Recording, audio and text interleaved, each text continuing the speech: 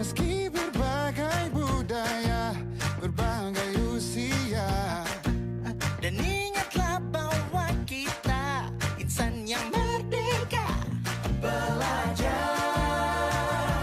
bergerak, bermakna. Om Swastiastu.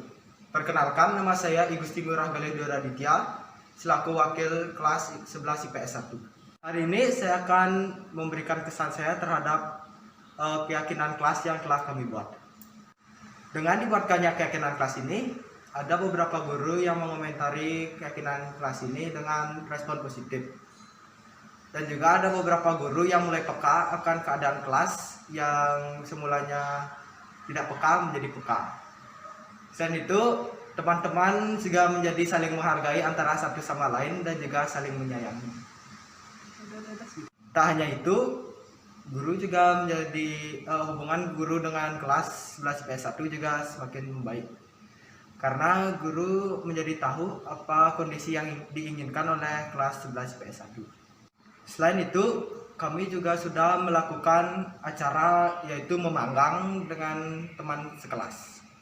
Dari acara tersebut, kita dapat mempererat hubungan pertemanan antara teman sekelas dan juga membentuk komunikasi yang baik antar teman sekelas. Sekian dari saya selaku mewakili kelas 11 IPS 1. Mohon maaf jika ada kesalahan kata. Saya akhiri dengan Paramo Santi. Om Santi Santi Santi Om.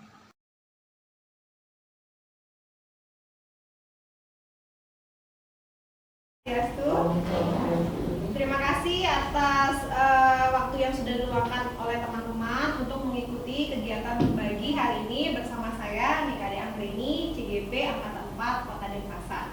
Pada kesempatan kali ini saya akan bersama teman-teman akan berdiskusi mengenai satu topik yang sangat bagus sekali dan sangat cocok untuk tugas kita sebagai seorang pendidik, yaitu mengenai budaya positif. Next. Adapun topik dari konsep budaya positif yaitu terdiri dari yang pertama ada perubahan paradigma, kemudian arti disiplin dan teori motivasi, berikutnya ada keyakinan kelas, berikutnya ada hukuman, kemudian ada kebutuhan dasar manusia, serta 5 posisi kontrol, yang terakhir adalah segitiga restitusi. Untuk yang pertama saya akan mulai dari filosofi Ki Hajar Dewantara. Next. Nah, mungkin teman-teman bertanya terlebih dahulu, apa sih itu budaya positif? Kemudian apa manfaat budaya positif bagi kita sebagai seorang guru? Kemudian apa manfaat budaya positif bagi siswa? Nah, hal ini atau pertanyaan ini akan bersama-sama kita jawab pada sesi berbagi kali ini. Mari bersama saling berbagi. Menurut Ki Hajar Dewantara, siswa itu diibaratkan seperti tanaman padi, di mana siswa pada saat lahir sudah dibekali oleh kodrat alam dan kodrat zaman. Oleh karena itu, tiap siswa pastinya berbeda. Dan kita sebagai pendidik tidak boleh memperlakukan atau memaksakan perlakuan yang sama kepada setiap anak.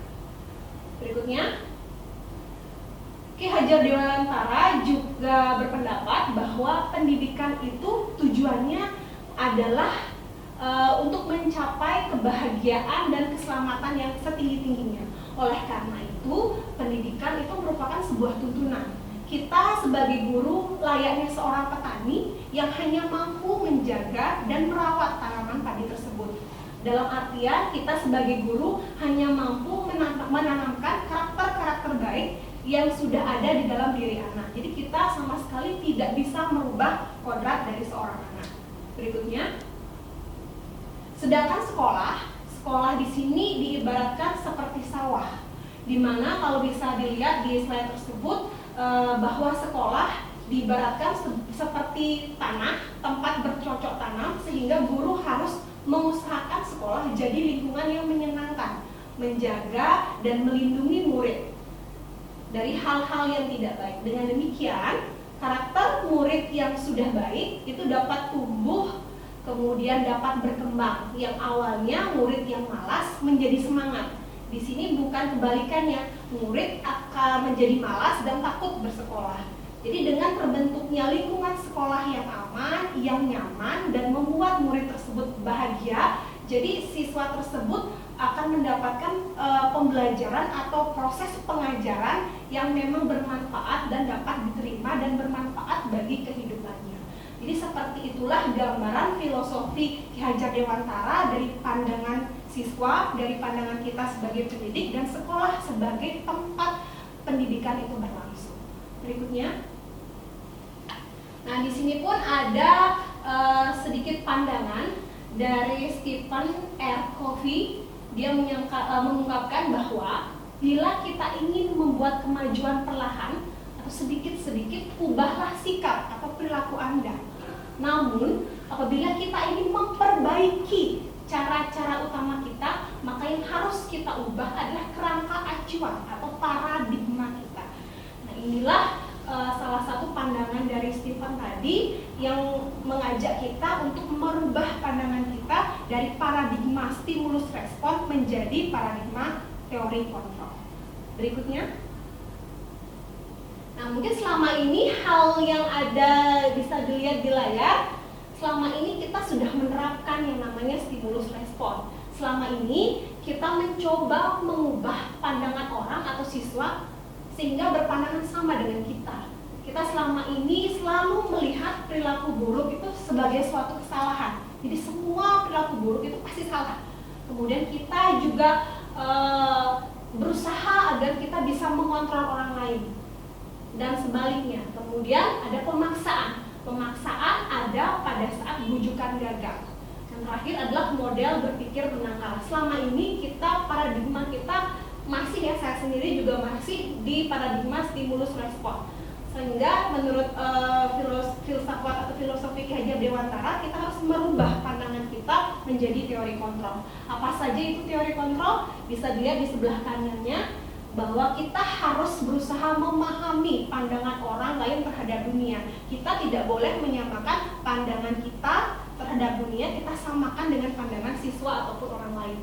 Dan kita harus menyadari bahwa semua perilaku, baik itu baik ataupun buruk, itu pasti memiliki tujuan. Jadi kita tidak boleh selama ini langsung menjudge semua perilaku buruk yang dilakukan oleh siswa itu semuanya pasti keliru. Jadi seperti itu.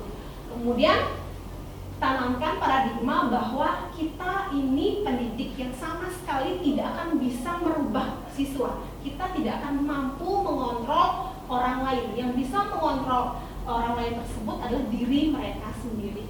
Kemudian paksaan itu tidak akan ada lagi. Yang ada adalah kolaborasi dan konsensus untuk menciptakan pilihan-pilihan baru. Dan model berpikirnya adalah menang-menang. Jadi guru juga merasa menang, si murid pun yang melakukan tindakan keliru tadi juga merasa menang. Jadi di sini tidak ada korban dan tidak ada pelaku. Di semuanya sama pandangannya. Oke, berikutnya. Nah, teman-teman selama ini bagaimana sih pandangan teman-teman terhadap kata disiplin? Mungkin ada yang bisa berpendapat disiplin dalam artian teman-teman selama ini seperti apa? Coba. Tepat waktu. Oke, disiplin tepat waktu. Ada lagi? Apalagi SMA Negeri 3 Denpasar sangat terkenal ya, salah satu pilarnya adalah kedisiplinan. Jadi salah satu bentuk kedisiplinan adalah tepat waktu atau mengikuti aturan, itulah disiplin. Ya, sama seperti pandangan saya sebelumnya. Oke, next. Dan ternyata makna disiplin itu selama ini atau dalam budaya kita, makna kata disiplin itu telah berubah menjadi sesuatu yang dilakukan seseorang pada orang lain untuk mendapatkan kepatutan.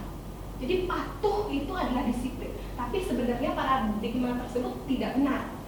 Sebenarnya kedisiplinan itu kalau kita lihat, jadi bisa dilihat kalimat di bawahnya, kecenderungan umum adalah menghubungkan disiplin dengan ketidaknyamanan. Jadi selama ini disiplin itu selalu berkorelasi dengan kata-kata ketidaknyamanan, kemudian kadang-kadang tidak sesuai dengan apa yang prinsip kita. Jadi selama itu disiplin itu terlihat seperti pemaksaan. Oke, berikutnya. Nah, sekarang sebelum kita menuju sebenarnya apa sih makna disiplin, sekarang saya minta teman-teman melakukan sebuah refleksi diri saya memiliki sebuah pernyataan, kira-kira teman-teman alasnya yang mana? Sebagai seorang guru, Anda hadir mengajar di kelas tepat waktu. Motivasi apa yang mendasari tindakan Anda? Apakah yang pertama, datang tepat waktu karena tidak ingin ditegur?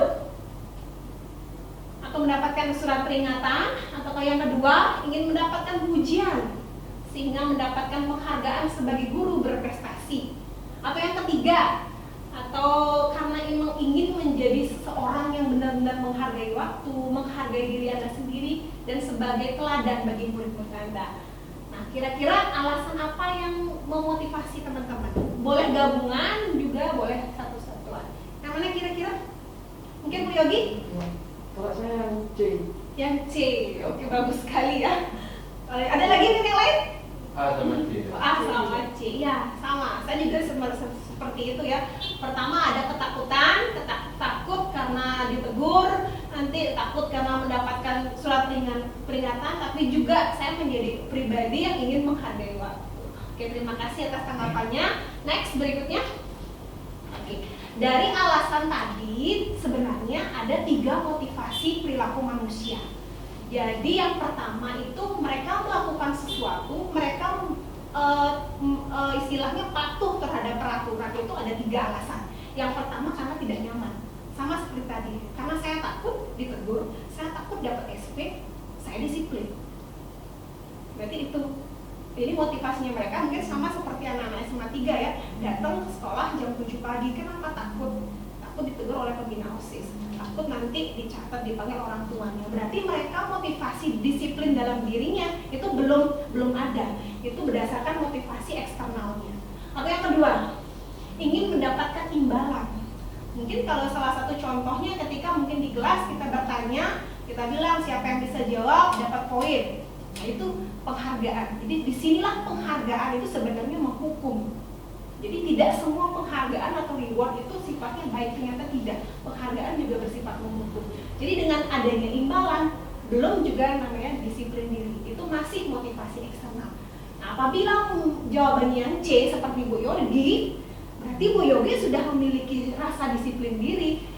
Jadi itu adalah tujuan disiplin yang positif. Jadi disiplin itu apabila memang sudah ada keinginan dari dalam diri sendiri untuk berbuat sesuai dengan harapan, sesuai dengan keyakinan kita. Jadi inilah sebenarnya arti disiplin, inilah sebenarnya disiplin positif yang ingin kita terapkan kepada siswa atau peserta didik kita. Oke, next. Arti disiplin sebenarnya sama dengan merdeka menurut Ki Hajar Dewantara. Ki Hajar Dewantara berpendapat bahwa merdeka itu artinya tidak hanya terlepas dari perintah, tanpa perintah, akan tetapi juga cakap untuk memerintah diri sendiri. Jadi disiplin itu sama halnya dengan merdeka, yaitu bebas, tidak terpengaruh orang lain, kemudian mampu memerintah diri sendiri. Inilah yang kita harapkan bagi terwujudnya disiplin positif bagi kita sebagai pendidik dan juga siswa sebagai peserta didik.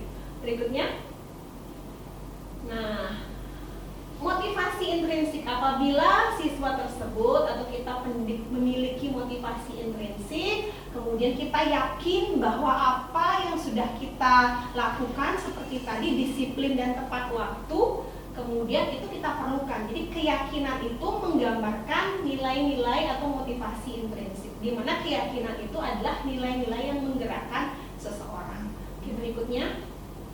Nah, di sini saya akan berbagi pengalaman, akan mengajak teman-teman untuk membuat yang namanya keyakinan kelas atau dibilang kesepakatan kelas. Nanti teman-teman ini bisa terapkan di awal tahun ajaran atau semester baru, dan ini manfaatnya sangat positif sekali. Jadi kenapa sih harus yakin? Sama seperti sekarang teman-teman, kenapa harus pakai masker? Karena kita takut kan selama ini ada wabah. Apakah itu ada paksaan? Mungkin ada alasan, ada paksaan, adanya perda, mungkin seperti itu. Tapi selain itu dari diri kita sendiri juga kita yakin bahwa dengan menggunakan masker kita merasa aman. Sama kan? Atau kenapa sih kita harus, seandainya kenapa kita sembahyang? Karena saya yakin Tuhan itu ada. Tuhan itu segalanya. Oleh karena itu tanpa kita diperintah oleh orang lain, ya kita dengan sadar kita melakukan ibadah atau sembahyang. Jadi itu contohnya, kenapa sih harus keyakinan bukan peraturan. Oke, berikut ini seperti ini contoh-contoh keyakinan ya. Oke, berikutnya. Nah, di sini ada dua sebenarnya bisa teman-teman terapkan di kelas. Teman-teman bisa membuat yang namanya kesepakatan kelas, teman-teman bisa membuat yang namanya keyakinan kelas. Di sini kebetulan kedua judulnya kesepakatan ya, tapi nanti saya akan ajak teman-teman untuk membedakan. Ada A, ada B. Nah, di sini. Kalau yang A, datang tepat waktu, mengucapkan salam, menjaga kebersihan, berdoa, aktif, dan tertib. Sedangkan yang B, kami guru dan murid saling menyayangi. Kemudian kami murid yang semangat belajar, kami murid yang peduli. Teman-teman bisa nyoba kedua-duanya, membuat kesepakatan bersama siswa nanti, bisa membuat keyakinan ataupun kesepakatan. Bedanya di mana? Kalau kesepakatan kelas, dia selalu sudah fokus dengan tindakan yang dilarang. Jadi di sini di kesepakatan kelas itu ada kalimat negatif itu boleh. Misalnya kayak teman-teman dilarang menggunakan HP pada saat pembelajaran, itu kesepakatan. Tapi kalau keyakinan kelas, dia bersifat umum, kalimatnya umum. Kemudian ada nilai positif. Nilai positifnya yang tadi yang A itu saling menyayangi, yang B itu semangat, yang C itu peduli. Itu perbedaannya. Jadi kalau keyakinan itu umum, tapi kalau kesepakatan kelas itu sudah fokus dan boleh ada kalimat negatifnya. Sedangkan keyakinan itu semuanya kalimat positif, harus mengandung nilai-nilai positif. Oke, berikutnya. Nah, ini perbedaan antara peraturan dengan keyakinan ya. Oke, kalau peraturan seperti tadi ya dilarang, hadir, dilarang. Jadi seperti itu. Dan aturan. Tapi kalau keyakinan itu semuanya kalimat positif dan umum. Oke, next. Nah, di sini saya akan berbagi sedikit cerita. Saya sudah membuat keyakinan kelas bersama anak-anak kelas 11 IPS 1. Jadi yang pertama, teman-teman bisa bentuk kelompok boleh, individu boleh. Jadi teman-teman kasih kertas satu persatu siswanya atau per kelompok, teman-teman bisa bilang, coba tuliskan teman impian kamu seperti apa, atau teman harapan kamu seperti apa, guru harapan kamu seperti apa, dan kelas harapan kamu seperti apa.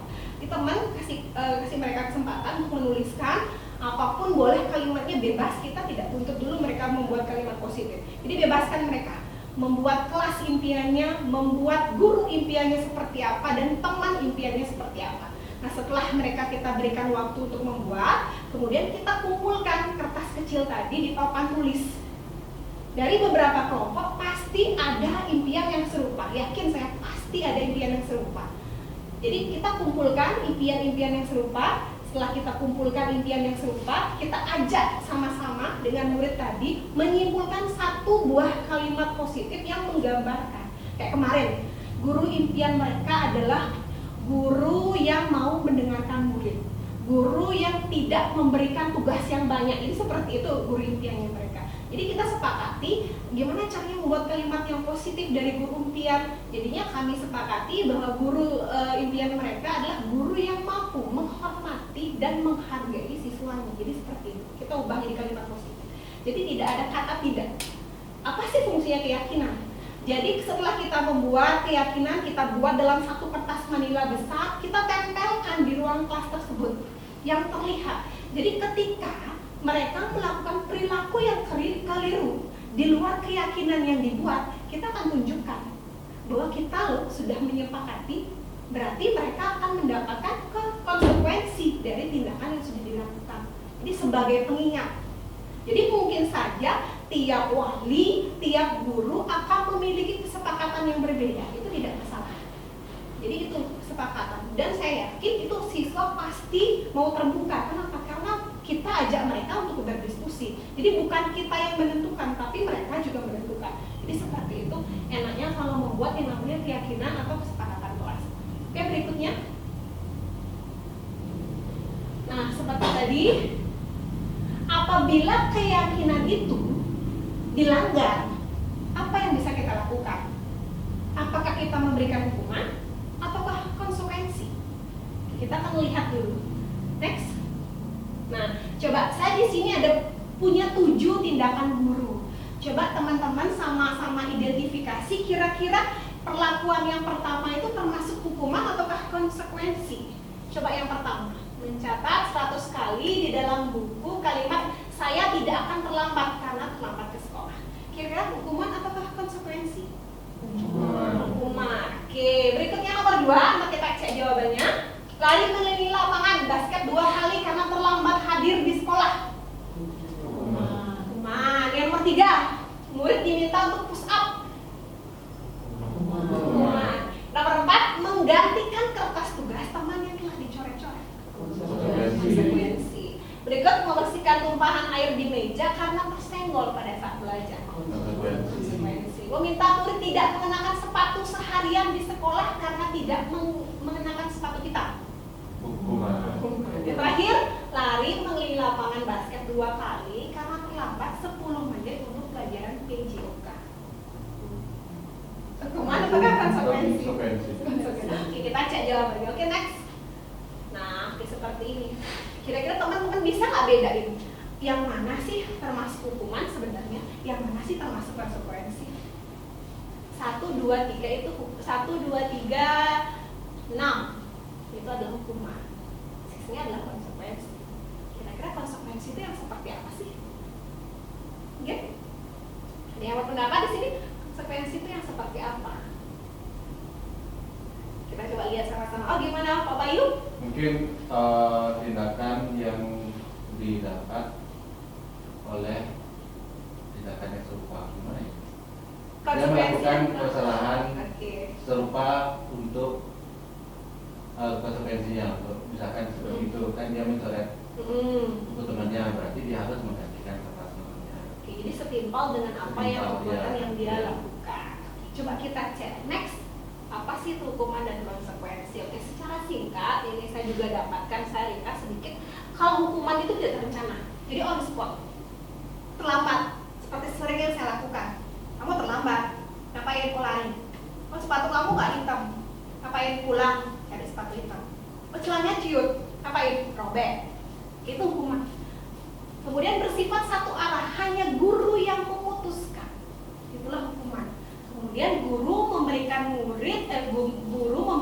dan murid hanya menerima tanpa diskusi. Jadi terlihat sekali perbedaan bahwa hukuman itu adalah dari hanya satu arah saja. Tapi kalau konsekuensi itu sudah terencana dan disepakati. Oleh karena itu saya sampaikan tadi, itu pentingnya membuat kesepakatan. Ketika kesepakatan itu sudah kita rancang, ketika kita berikan konsekuensi, murid itu pasti setuju, mau tidak mau harus mengikuti. Karena kenapa? Karena itu sudah dibahas dan disepakati dengan murid. Kemudian murid sudah tahu sanksi yang akan diterima. Jadi itulah pentingnya yang namanya membuat kesepakatan atau keyakinan kelas. Tidak akan ada lagi yang namanya tidak adil.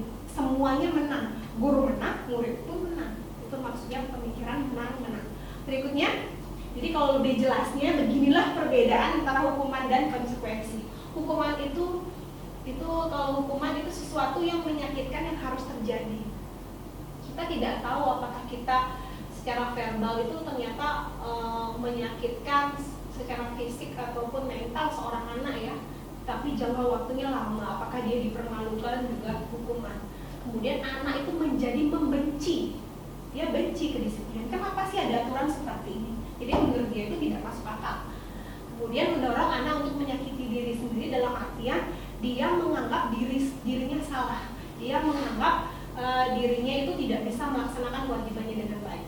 Kemudian konsep diri yang buruk. Kemudian anak belajar untuk menyembunyikan kesalahan. Jadi sembunyi-sembunyi, kalau kita tidak membuat kesepakatan kelas tentang penggunaan HP, pasti anak itu sembunyi-sembunyi. Kenapa kita nggak buat saja? Jadi terbuka semuanya, mereka tahu, kita pun tahu. Kemudian ada rasa marah, rasa bersalah, dipermalukan dan merasa tidak dihargai. Beda dengan konsekuensi. Konsekuensi itu adalah sesuatu yang harus terjadi apabila keyakinan sudah dilanggar. Kemudian membuat anak merasa tidak nyaman dalam jangka waktu yang pendek. Tidak dalam jangka waktu yang panjang. Kemudian anak menjadi menghargai disiplin, ada stimulus, ada tanggapannya. mendorong anak mudah menyesuaikan diri, kemudian ada konsep diri yang baik, jadi anak tersebut tidak memandang rendah dirinya, kemudian anak akan belajar untuk mematuhi peraturan, dan anak akan kehilangan hak, dibuat tidak nyaman dan diasingkan, tapi untuk sementara waktu. Itu perbedaannya. Kayak tadi dia terlambat pelajaran PJOK, lari keliling lapangan, dan dia dibuat tidak nyaman, tapi hanya dalam waktu yang sementara, dalam waktu. Oke, seperti itu tentang hukuman dan konsekuensi. Oh, siap. Masih. Nggak fair sekolah. Oke, berikutnya konsep yang kelima. Belum kita menuju konsep yang menarik ya. Kebutuhan dasar manusia. Nah, seperti tadi di awal ada yang namanya teori kontrol, bahwa kita tidak boleh menganggap semua perilaku keliru itu salah. Oleh karena itu, jadi ini penting sekali untuk kita sebenarnya. Kita belajar ilmu tentang manusia, yaitu kita harus mengetahui kebutuhan dasar manusia. Secara teori ada 5 kebutuhan dasar manusia. Yang pertama adalah kebutuhan akan cinta kasih atau diterima. Apa itu? Kebutuhan ini atau cinta kasih inilah kebutuhan untuk memberi dan menerima kasih sayang. Kebutuhan untuk diterima dalam satu kelompok. Ini hampir sama dengan kasus yang dihadapi oleh Bu Sonja atas nama X, di mana dia merasa tidak diterima oleh temannya. Dia merasa dibully. Artinya apa? Dia melakukan tindakan yang merindu. Apa tindakan yang dilakukan? Dia nggak pernah sekolah. PTN sama sekali nggak pernah ikut dengan alasan sakit. Nah, kita harus tahu dulu, oh berarti kenapa tindakan itu dilakukan? Oh berarti kebutuhan dia akan cinta kasih tidak terpenuhi. Jadi seperti itu yang bisa kita simpulkan. Berikutnya ada penguasaan. Apa itu penguasaan? Penguasaan adalah kebutuhan untuk mendapatkan pengakuan, didengarkan, memiliki harga diri, keinginan untuk meninggalkan pengaruh. Ini adalah contoh senioritas di Trisma. Kenapa pada saat kumpul ekstra? Kenapa ada OSIS? Anak-anak kelas 1 takut, tidak berani diteriaki. Kenapa? Karena senior di sini atau kakak kelas di sini dia tidak terpenuhi kebutuhan dasar untuk atas dasar penguasaannya. Oleh karena itu dia berlaku semena-mena terhadap adik kelasnya. Jadi kita harus mengetahui kira-kira alasan apa sih yang dia tidak penuhi sehingga melakukan perilaku yang keliru. Berikutnya kebebasan. Menginginkan pilihan, suka coba-coba, tidak terpengaruh oleh orang lain, memiliki kemandirian atas kemauannya. Ini salah satu contoh alasan atau motivasi atau kebutuhan dasar manusia untuk siswa yang sering melanggar pakaian. Itu menurut pendapat saya yang saya amati ya. Dia pakai sepatu putih, padahal udah tahu peraturannya itu sepatu hitam. Kenapa? Ya karena saya ingin bebas. Saya tidak akan terpengaruh oleh apapun. Saya yakin sepatu saya ini bagus, suka, nyaman makainya. Oleh karena itu kebutuhan dasar yang dia tidak penuh, yang belum terpenuhi adalah kebebasan. Dan terakhir ada kesenangan. Nah, kebutuhan untuk mencapai kebahagiaan, tertawa dan bermain. Mungkin kita tidak bisa menyalahkan ya pada saat pelajaran kita lagi serius tuh jelasin ada anak di belakang ketawa dia main teka-teki lah, main HP lah. Kenapa? Karena mereka kesenangannya tidak terpenuhi. Berarti dari pelajaran kita ketika kita menjelaskan materi, kebutuhan dia atas kesenangan belum terpenuhi. Oleh karena itu dia melakukan perilaku yang keliru. Dan yang terakhir sudah pasti kebutuhan dasar manusia itu adalah bertahan hidup atau survival. Jadi seperti itu. Itulah 5 kebutuhan dasar manusia. Apa sih fungsinya ini? Jadi dari perilaku siswa yang keliru, kita identifikasi dulu kebutuhan apa yang belum terpenuhi. Setelah kita mengetahui, barulah kita bisa memberikan solusi kepada mereka. Oke, berikutnya. Nah, ini coba saya punya beberapa kasus nih teman-teman. Nah, kira-kira teman-teman bisa nggak? Kira-kira dari kasus yang saya berikan yang belum terpenuhi kebutuhan dasar yang mana ya? Untuk yang pertama ada Bimo. Bimo seorang anak TKB, selalu berlari keluar kelas menuju jalan. Ketika ditanya, dia berkata, aku senang main kejar-kejaran dengan ibu guru, seru. Kira-kira kebutuhan dasarnya apa? Yang mana? Kesenangan? Kesenangan? Iya, kesenangan. Kita cek lagi berikutnya. Oke, Dinda adalah seorang anak kelas 3 SD. Begitu tiba di rumah, makin menangis, mengadu. Kemudian ditanyakan, dia menjawab, Ibu guru bilang aku tidak boleh bersenandung waktu mengerjakan tugas. Katanya kelas harus tenang, tidak ada suara. Kan nggak seru jadinya. Jadi kebutuhan apa yang dia belum terpenuhi? Kebebasan. Oke. Kesenangan juga termasuk di sini ya. Jadi bisa lebih dari satu. Kesenangan iya, kebebasan juga iya. Oke, berikutnya. Nah, ini dia Dimas. Tahun ini Dimas berusia 17 tahun. Dia senang sekali ketika ayahnya mulai mengajarkan cara menyetir mobil. Oke. Jawaban Dimas adalah menyetir mobil itu seru. Kebutuhan dasar apa yang belum terpenuhi? Bisa dua, bisa lebih dari satu. Yang jelas kebutuhan dasar setiap anak itu ya. Jadi kebutuhan dasar dari setiap kasus itu bisa kompleks. Kira-kira apa teman-teman? Iya. Kesenangan dan kebebasan di sini juga ya. Dia merasa bebas nyetir mobil ya, juga merasa senang, itu seru dibilang. Oke, berikutnya apakah ada kasus terakhir? Nah, ini lumayan panjang, tidak ada pilihan. Oke, sekarang dia menjadi juara umum. Sejak saat itu Iksan berubah menjadi anak yang lebih percaya diri, tidak pemalu dan pendiam lagi. Semua murid dan guru mengenal sebagai Iksan si juara kompetisi debat. Jam istirahat dia banyak menghabiskan waktu bersama teman-temannya. Dia juga semakin rajin berlatih dan mengikuti berbagai lomba. Kira-kira kebutuhan dasar mana yang sudah terpenuhi sehingga dia berubah? Dan teman-teman kira-kira kebutuhan dasar apa yang udah dia penuhi sehingga bisa berubah? Yang awalnya dia pendiam, yang awalnya dia berdiam diri di kelas, dan akhirnya dia menjadi juara debat. Kira-kira kebutuhan dasar apa yang sudah terpenuhi dari Iksan? Penguasaan. Betul sekali, penguasaan. Yang pertama dia diakui kemampuan. Jadi setiap anak kita harus kenali potensi. Jadi tugas guru itu amat sangat berat ya. Pertama kita harus sadar tindakan mereka tidak semuanya keliru, pasti ada alasan. Kemudian kita harus melihat potensinya mereka. Setelah melihat potensinya mereka, kita harus memberikan pengakuan terlebih dahulu. Setelah mereka kita berikan pengakuan, yang awalnya potensinya tersembunyi menjadi luar biasa. Jadi kebutuhan dasar penguasaannya sudah terpenuhi. Oke, berikutnya. Oke, posisi kontrol. Nah, kita akan mengenal 5 posisi kontrol dari seorang guru. Saya akan coba dengan kasus. Silakan. Oke. Ini adalah contoh kasusnya.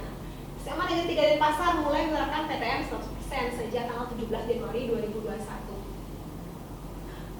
Dan kegiatan KBN mulai berlangsung pukul 7. Di hari pertama PTM, Gosde datang terlambat. Dia hadir ke sekolah pukul 7.30. Pakaian yang digunakan itu tidak sesuai. Rambut panjang dan baju diciumkan. Jika Anda sebagai guru, penerapan disiplin yang seperti apa yang akan Anda lakukan? Mana? Bu Yogi, kalau Anda ketemu Gosde, apa yang Anda lakukan ini Bu Yogi? Kalau saya ketemu Gosde terlambat, terus dia pakai pakaian yang tidak sesuai dengan tatip dan rambut dan semua berarti tidak sesuai dengan tatip, maka saya akan suruh dia pulang dulu untuk menyesuaikan pakaiannya, rambutnya sesuai dengan tatip, baru datang kembali. Kalau saya minta dia datang kembali. Oke, pulang mengganti dan datang kembali. Oke, kira-kira dari pendapat Bu Yogi itu kira-kira posisi kontrol seperti apa sih posisinya Bu Yogi? Oke, next. Secara teori ada 5 posisi kita ya, sebagai guru atau sebagai pendidik itu kita punya 5 posisi loh ternyata. Yang pertama sebagai pemukul, yang kedua sebagai pembuat orang yang merasa bersalah, berikutnya sebagai teman, berikutnya sebagai monitor atau pemantau ya, yang terakhir adalah sebagai manajer. Terus dari mana sih kita bisa membedakan kelima posisi ini? Next, kita bisa membedakan kelima posisi tersebut dari perilaku kita sendiri sebagai seorang pendidik sih sebenarnya. Kalau karakter penghukum itu yang seperti apa? Jadi seperti ini yang namanya penghukum. Baru masuk muridnya datang, udah dimarahin, kamu. Nah, berarti dia karakter atau posisi kontrol dia lah sebagai penghukum. Kelemahannya apa? Guru ini senantiasa percaya hanya ada satu cara agar pembelajarannya bisa berhasil, yaitu dengan cara dia. Dia seperti itu, selalu merasa dia benar. Itu sebagai penghukum. Berikutnya kalau membuat orang merasa bersalah, kalimatnya seperti ini. Mungkin saya pun sering mengungkapkan seperti ini ya, tapi ternyata ini salah loh teman-teman. Ibu sangat kali dengan kamu, berapa kali Bapak harus memberitahu kamu ya. Gimana coba dengan nada suaranya yang pelan, dengan nada suara beda dengan penghukum, dia nada suaranya keras, tegas. Tapi kalau membuat orang bersalah, nada suaranya pasti pelan. Kelemahannya apa? Dia akan memiliki penilaian diri yang buruk terhadap dirinya. Oh ternyata perilaku saya salah, saya membuat Bu Am kecewa. Jadi dia berarti saya nggak bagus, saya bukan murid yang baik. Jadi seperti itu dirinya ya, merasa bahwa anak tersebut tidak berharga, telah mengecewakan orang-orang yang disayanginya. Oke berikutnya, nah sebagai teman, nah kalau teman mungkin sering ya kita menganggap kalau kita buat kita ajak sebagai teman ini mungkin bagus ya. Jadi mereka terbuka, ternyata enggak tidak sebagus pemikiran kita loh teman-teman. Jadi kalau kita anggap murid sebagai teman, itu kelemahannya. Ayo bantuin demi Bapak ya. Jadi nggak boleh kita bicara seperti itu sama murid. Ayo, ingat gak kemarin saya udah bantu kamu, nolong kamu, itu kita nggak boleh. Kelemahannya apa? Jadi murid ini hanya akan bertindak untuk guru tertentu saja. Dia tidak untuk guru yang lainnya. Murid tersebut akan tergantung pada guru tersebut. Jadi murid tersebut akan bergantung pada kita kalau kita menganggap dia teman. Berikutnya ada pemantau. Nah kalau pemantau ini adalah posisi guru yang memiliki rekapan atau catatan. Oh kamu sekian kali terlambat. Oh kamu sekian kali absen. Dia sangat mengandalkan perhitungan. Ada buktinya, posisi ini menggunakan stiker, slip catatan, daftar cek. Posisi monitor sendiri berawal dari teori stimulus respon yang menunjukkan tanggung jawab guru dalam mengontrol murid. Jadi posisi kontrol ini memang tidak bisa seketika berubah teman-teman. Kita harus bertahap, tergantung kasusnya juga, tergantung tipe dari si anak. Dan berikutnya yang terakhir yang diharapkan bagi kita si pendidik adalah posisi manajer. Posisi manajer adalah ketika ada kekeliruan terhadap murid, suaranya datar, singkat, dan jelas. Ketika kita berada di posisi manajer, ketika ada murid yang melakukan tindakan yang keliru, yang kita lakukan hanyalah mengajukan pertanyaan. Selalu pertanyaan yang kita ajukan. Apa yang kamu yakini? Artinya kesepakatan kelas yang sudah kita buat. Apakah kamu meyakininya? Jika kamu meyakini, apa kamu bersedia? Jadi pertanyaan-pertanyaan selalu yang kita lontarkan adalah pertanyaan-pertanyaan. Yang terakhir barulah kita bertanya, apa yang bisa kamu lakukan untuk memperbaiki keadaan ini? Selalu seperti itu. Jadi inilah yang diharapkan kita sebagai pendidik agar si siswa itu mampu mengatur dirinya sendiri dan tidak memisahkan murid dari kelompoknya, tapi mengembalikan dia ke dalam kelompoknya agar menjadi pribadi yang lebih baik dan lebih kuat. Jadi seperti ini, inilah posisi yang diharapkan ya secara teori kita sebagai seorang pendidik. Oke berikutnya, nah ternyata untuk menyampaikan pesan kita tidak perlu mengeluarkan kata-kata yang kasar ataupun keras. Cukup dengan nada suara dan bahasa tubuh. Karena dari penelitian presentasinya seperti itu. Ternyata pesan itu bisa tersampaikan dengan nada suara dan gestur. Harus dengan kata-kata yang kasar yang menyakitkan. Berikutnya, nah ini lebih lengkapnya seperti ini ya posisi-posisinya. Jadi kita diharapkan kita memang sebagai pendidik tidak bisa harus berubah menjadi manajer. Itu nggak mungkin. Kita harus melalui tahapan-tahapan. Pemantau dulu, membentuk disiplin yang positif, kemudian terakhir yang diharapkan adalah kita menjadi posisi sebagai seorang manajer. Ini seperti ini. Dampaknya seperti apa, muridnya berkata seperti apa, hasilnya akan seperti apa.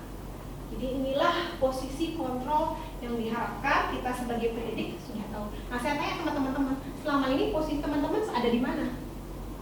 Apakah pemantau, penghukum, teman? Apakah sudah manajer? Masih di? Ya saya saja mungkin masih di tahap teman dan pemantau, belum sampai ke manajer. Kita akan sama-sama melatih itu semua. Oke, yang terakhir, silakan. Nah, restitusi. Jadi ini kaitannya yang tadi ya. Apa itu disiplin, apa itu motivasi, alasannya apa, kebutuhan dasar apa, apabila melanggar itu apa yang harus kita lakukan, dan terakhir apabila kita menghadapi kasus yang beneran seperti apa. Inilah yang namanya restitusi. Jadi di sini ada ilmunya, ada metodenya yang namanya restitusi. Yaitu proses menciptakan kondisi bagi murid untuk memperbaiki kesalahan sehingga mereka bisa kembali ke kelompok dengan karakter yang lebih kuat. Itulah restitusi. Berikutnya, nah ini ciri-cirinya ya. Bukan untuk menebus, ingat, bukan untuk menebus, tapi belajar dari kesalahan. Dan saya yakin ini tidak mudah menerapkan, tidak semudah teori, tidak secepat teori. Ini perlu waktu yang lama. Kemudian memperbaiki hubungan, ini berupa tawaran, bukan paksaan. Restitusi menuntun untuk melihat ke dalam diri. Oke, terakhir, mengalihkan murid yang berbuat salah pada kelompok. Berikutnya, nah di sini metode penanganan kasus, kalau saya bilang ini namanya metode segitiga restitusi. Ada sebuah segitiga. Kita harus pahami dulu. Jadi ketika teman-teman sebagai wali, mungkin nanti ya sebagai wali langsung bisa menghadapi kasus seandainya on the spot di kelas gitu, coba deh terapkan ini. Yang pertama, ketika ada kasus, apa yang kita lakukan? Yang pertama yang harus kita lakukan adalah menstabilkan identitas kita mulai dari bawah. Kita yakinkan mereka bahwa semua orang itu pernah salah. Kita tidak boleh menjudge langsung kamu salah, tidak boleh. Bilang aja, saya pernah salah, saya juga pernah berbuat kesalahan seperti kamu. Semua orang pasti pernah salah. Itu fungsinya apa? Menstabilkan identitas agar si anak tidak menilai dirinya buruk.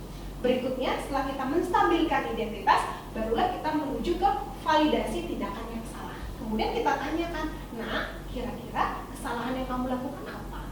Kira-kira dari keyakinan yang sudah kita sepakati, apa yang sudah kamu lakukan? Biarkan dia yang bercerita. Jadi kita hanya bertanya. Setelah mereka mengetahui apa kesalahan mereka, barulah kita menuju ke menanyakan keyakinan. Kemudian disinilah fungsinya kita masuk. Kita tanya, berarti kamu menginginkan menjadi orang yang seperti apa? Kemudian kita tanyakan, kira-kira tindakan apa yang bisa kamu lakukan untuk memperbaiki keadaan ini selalu.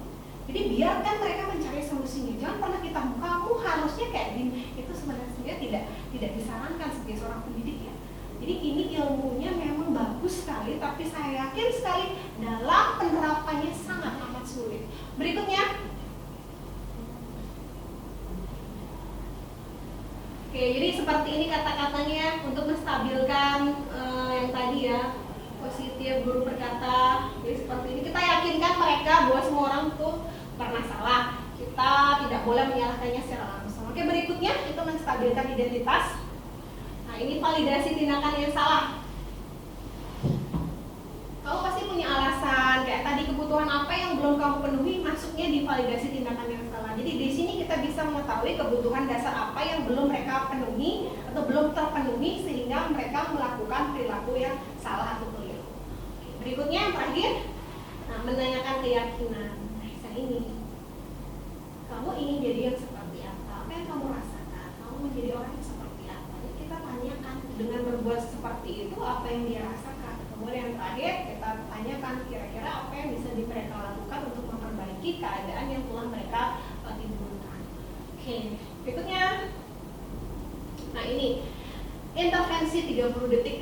Jadi yang namanya restitusi itu penuh dengan pertanyaan. Jadi ketika kita punya kasus menghadapi siswa, selalu yang kita lontarkan adalah pertanyaan dan pertanyaan. Ini intervensi 30 detik. Baik kamu inginkan, ini tahapan-tahapan restitusinya. Mungkin nanti teman-teman mungkin bisa nyari teorinya lebih lengkap ya, bisa mengaplikasikannya dalam tugas teman-teman sebagai wali, sebagai peserta didik. Oke, berikutnya. Ya, saya ucapkan terima kasih banyak kepada teman-teman semua atas waktu yang sudah diluangkan. Semoga apa yang disampaikan pada kesempatan kali ini sedikit tidaknya dapat bermanfaat bagi teman-teman dalam melaksanakan tugas sebagai pendidik dan sebagai guru. Untuk di akhir kata saya ucapkan Parama Santi, Om Santi, Santi, Santi. Om. Terima kasih.